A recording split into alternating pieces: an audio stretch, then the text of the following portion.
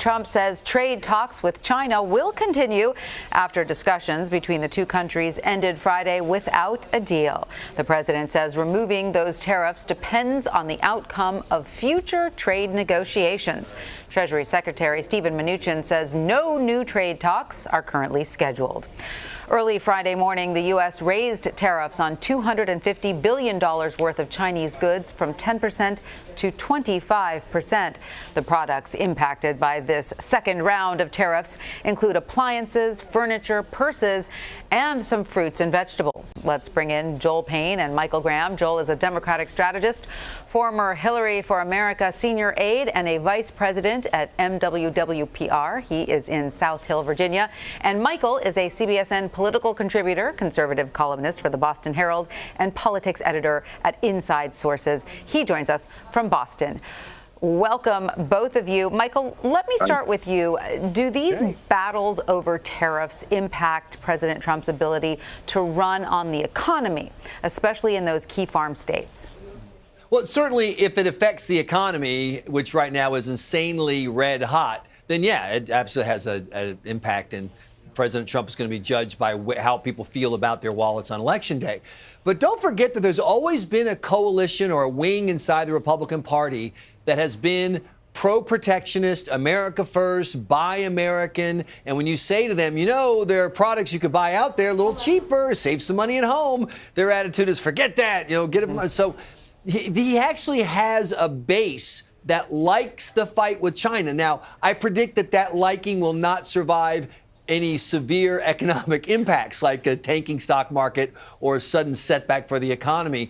But right now, Trump is in the sweet spot for the right. The economy looks great, and he's kicking China. Lots of happy conservatives. Right. All right. So, Joel, let's move over to the other side of the aisle. Earlier this week, House Speaker Nancy Pelosi said President Trump is goading Democrats to impeach him. And later in the week, she said the president is almost self-impeaching. So what do you make of how Nancy Pelosi is handling the topic of impeachment?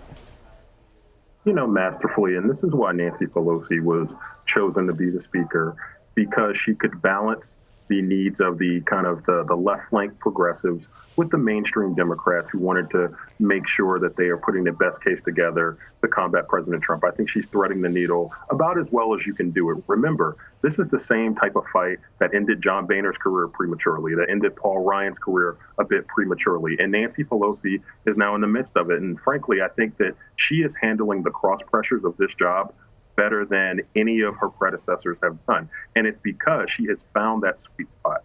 Again, allowing the progressive members of her caucus to be heard, to feel empowered, but also speaking to the middle of the country who is reflecting that they want an approach that's a bit more mainstream at this moment. Okay. Now, you know, the oversight battles between the White House and Capitol Hill are escalating, to put it mildly. The House Judiciary Committee voted to hold Attorney General William Barr in contempt. The president is going back and forth on whether special counsel Robert Mueller should testify before Congress or not. And the Senate Intelligence Committee has subpoenaed Donald Trump Jr. Michael, should Republicans be concerned about these oversight battles getting in the way of the president's reelection campaign? Well, of course, you know, all of these are fraught with danger, and it depends on how they actually play out. But I want to go back because I think it fits in with a piece of the dilemma that Joel was just talking about. And Joel, you know I love you, man, but I think we are now at the point where Nancy Pelosi has stepped across the line. Here's the problem she has. When she says that the president, you know, that Bill Barr is committing crimes and the president is self-impeaching, lots of Democrats go, well, okay, then how about impeaching? When you bring these people to the Congress, whether it's Donald Jr. or whoever, and you are accusing them of crimes, what you're saying is these people are criminals. And then, well, you're in this case, because it's a political process, you're the jailer. So you got to open that little jail that Nancy was talking about in the bottom of the. You have to do something. I don't see how she talks her way out of the cul-de-sac of simultaneously saying Donald Trump is impeaching himself but we're not going to impeach him because it wouldn't be politically prudent. She's right about the political prudence, and she's right that impeachment is an entirely political act. I just don't know that the Democratic base, who are frothing at the mouth to impeach, can put that together. I'm going to let Joel respond there, but I kind of think that she's sort of saying, Michael, we're not going to fall for it. In other words, you know. But wait. She can't say I'm not going to fall for it. In other words, when she was saying, and I thought she had it down 2 weeks ago, we're not going to impeach. We've got other things we can do. We're going to let the process go forward. Then she was cool. Once she started saying he's a criminal, he's impeaching himself, Barr is a criminal, well, then you've kind of set the bar, pardon the pun, yourself. How do you walk away? It's like Inspector Clouseau. The criminal is here. Bye-bye. Joel, okay. do you want to respond? So I do, and it's funny that Nancy Pelosi is coming in between Michael and I, our bromance. Yes, this is really hard to believe. You know, Michael, listen, you're certainly right. I think Pelosi has ramped up her rhetoric, and the reason why she's doing that is because, frankly, the actors on the Trump side of the of the activity here have ramped up some of their activities that would add some scrutiny to their behavior. I think William Barr has upped the ante. I think the president, by invoking executive privilege, has upped the ante. So I think Pelosi has had to respond. I think what you are going to continue to see is her balancing the impulses of the progressives in her party along with the impulses of those who want to make sure that she's playing good, strong, mainstream politics. I think she's done a masterful job of it, and she's going to continue to do so. Let's agree to disagree on Nancy Pelosi and move on, because I want to get to a new op-ed from Anita Hill in the New York Times. She writes, quote, if the Senate Judiciary Committee, led then by Mr. Biden, had done its job and held a hearing that showed that its members understood the seriousness of sexual harassment and other forms of sexual violence, the cultural shift we saw in 2017 after Me Too might have begun in 1991 with the support of the government. You know, that's a pretty a strong statement against Mr. Biden. So, Joel, has Biden done enough to address this controversy in his past? Boy, this is starting to become a real problem for the former vice president. You know what it's starting to remind me of, actually?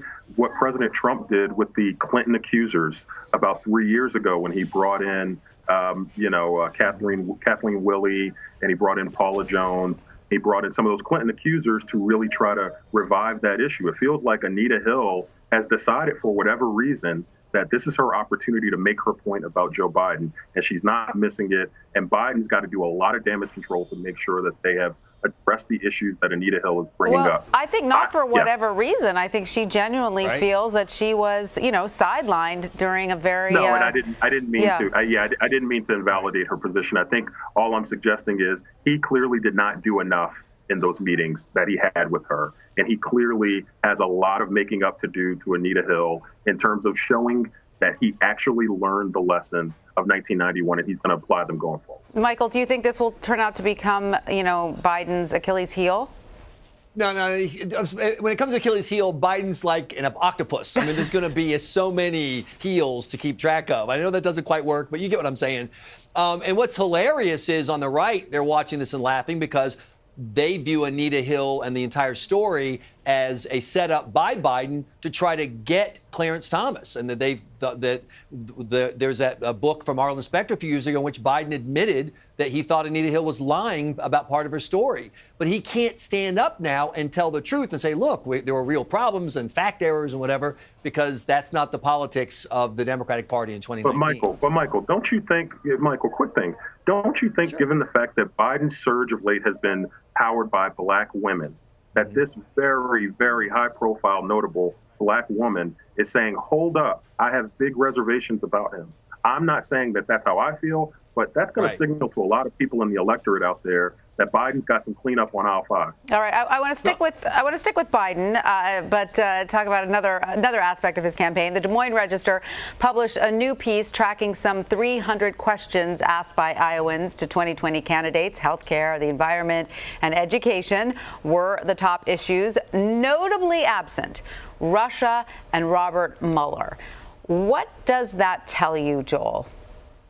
What it tells me is that just like when Richard Nixon was about to be impeached in the 70s, that voters are going to be a little bit late to this issue. This is not a sexy issue. Most people don't know who Maria Butina is. Most people don't know who the Russian ambassador is who met with Donald Trump Jr. and so on and so forth. And most people aren't interested in that.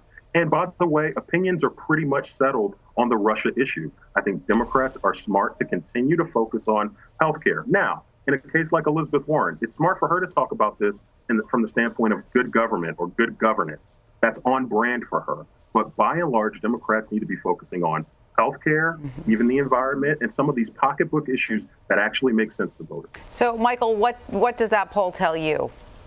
That tells me that I hope that people who are running for as Democrats keep talking about Richard Nixon. That would be really good, because obviously the voters don't buy it. And this is the problem that the coalition of people who are trying to get Trump have. And I say this as a guy who's not a Trump fan.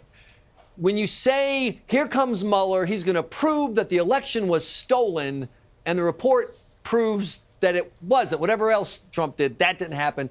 For a lot of people who already, as Joel pointed out, were struggling to keep up with it, they think that, okay, so Trump didn't steal the election. Okay, great, let's go. There's something else, too. It's the calendar. You're really going to proceed with some legal action that implies impeachment, removing the president, when they're going to start having the debates to get rid of this president with a new president this summer. It's going to be bizarre to have the Democratic primary in full force and people saying, maybe we can throw him out of office. I think we're going to have an election that handles that. I'm pretty sure. All right. So that'll segue nicely into my next question, which is for both of you. As you look at the 2020 field, who is having a big week and who is having a bad week? And we could almost make this a weekly game. Absolutely. Let's do it. Michael, let's start with you. Marianne Williamson, the self-help guru who will be in New Hampshire next week campaigning, she has now hit the 65,000 donor floor, which means she could very well be on the debate stage, which is something that certain other candidates, Kristen Gillibrand, have not managed to achieve, even though they're sitting U.S. senators. Who's had a bad week? Well, you could say Kristen Gillibrand, of course, but I would say that it's Bernie Sanders. When you're behind Joe Biden in New Hampshire, where you won the primary in 2016, you're down by 18 points, not a good place to be. All right, Joel, who are your picks? So I'm going to go with Elizabeth Warren for the big week. She is really surging. Over the last 5 weeks, we've seen her completely reverse her fortunes. And I think we've seen some polling that has suggested that the bump in media coverage that she's gotten is starting to be reflected in the polls. The biggest point I've noticed in the Monmouth polling that came out in New Hampshire that Michael and I were actually talking about earlier this week is she's the #1 second choice. So that's really, really significant when you think about how the field is starting to break out in segments. So that's the big week for me. And the bad week, Beto O'Rourke, he is really, really starting to circle the drain a bit. And some would say that maybe strategically he is laying low purposely, but all of the energy that Beto O'Rourke had, Joe Biden, Pete Buttigieg, and even, frankly, Elizabeth Warren has stolen. There's no energy, there's no heat behind the O'Rourke bid, and really beyond him standing on tables, there's not a lot to talk about. So he's got a lot of work to do. All right. So much fun. Joel Payne and Michael Graham, really enjoyed our discussion. Thanks to both of you.